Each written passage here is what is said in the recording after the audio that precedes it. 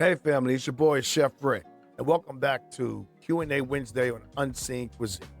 Now, before we get started, I want to say that, you know, this series is very important because it gets people to be confident in the kitchen, whether you have low vision, no vision, or you want to up your game. So I want you to pay attention, and I always get a lot of questions. This week, we got quite a few. And it amazes me how people want to learn and how much people don't know about cooking. So this is why this series is important.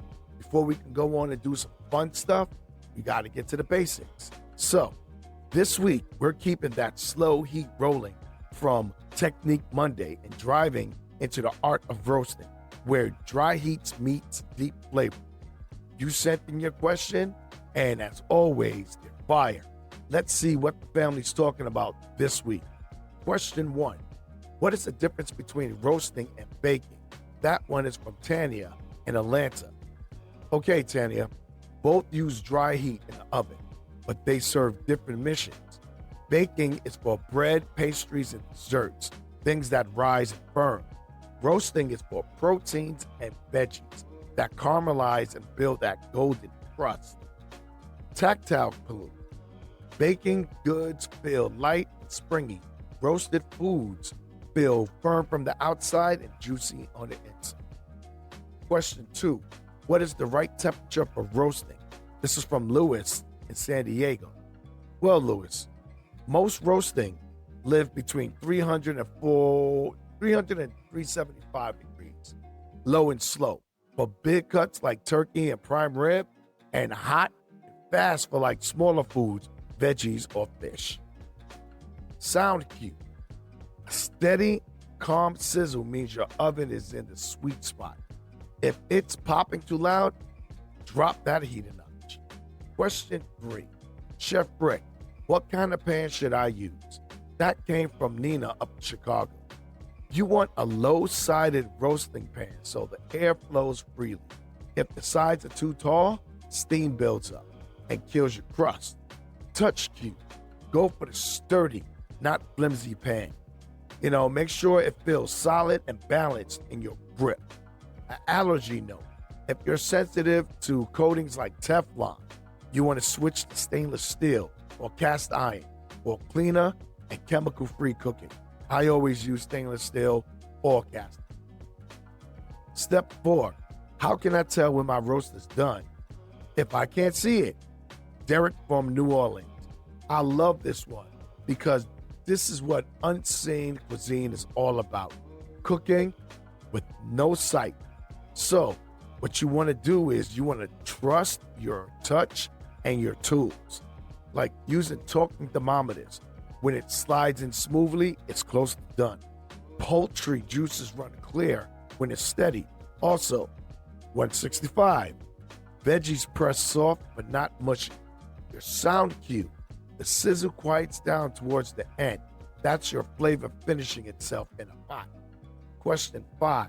How do I keep my roast juicy without butter? That one is from Alicia in Tampa. That's an excellent dairy-free question. Butter is nice, but flavor doesn't depend on it. You want to brush your roast with olive oil or avocado oil. You want to add garlic, herbs, or smoked paprika. Midway through, baste the spoon with the broth or wine. Allergy tip. Watch out for broth flavors. Some sneak in wheat or milk solids. Make your own if you can. Question 6. Is roasting the same as rotisserie cooking? This is from Sam up in Brooklyn. Sam, they're cousins, not twins. Rotisserie spins your food, keeping it self-basting as it cooks in front of the flame. Roasting stays still in the oven.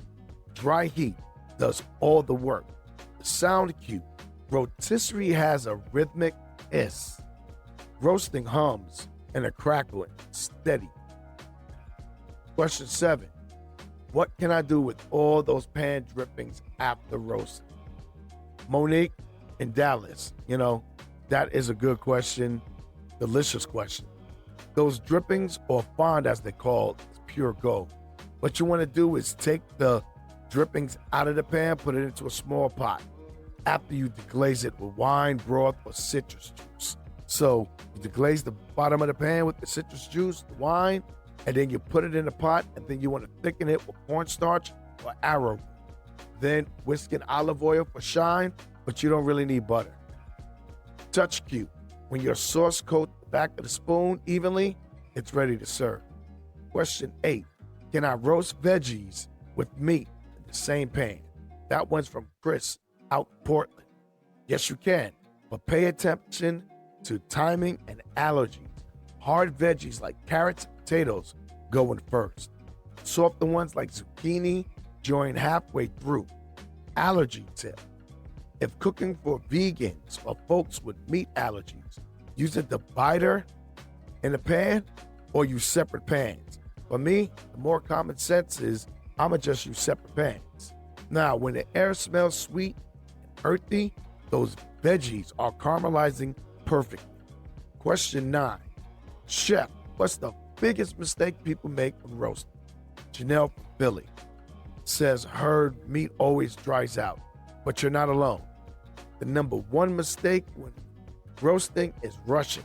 People skip the preheating, they overcrowd the pan, or forget to let it rest.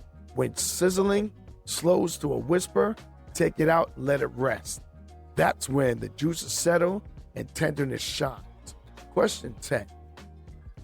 How can I get that smoky outdoor flavor indoors? Andre from Houston. You can absolutely smoke a roast inside. Wrap a few herbs or soak wood chips in foil. Poke holes and let it set near your food in an oven. The scent cue. When you smell that sweet woody note, your roast just went gourmet. But be careful. Sometimes you smoke up your house so much and the smell sometimes is hard to get out. Now, family. Roasting is slow love. It's patience teaches us precision and trust in your senses. Feel the warmth when you open that oven door, hear the rhythm of the crackle, smell the moment when flavor turns golden. You don't need sight, you just need connection.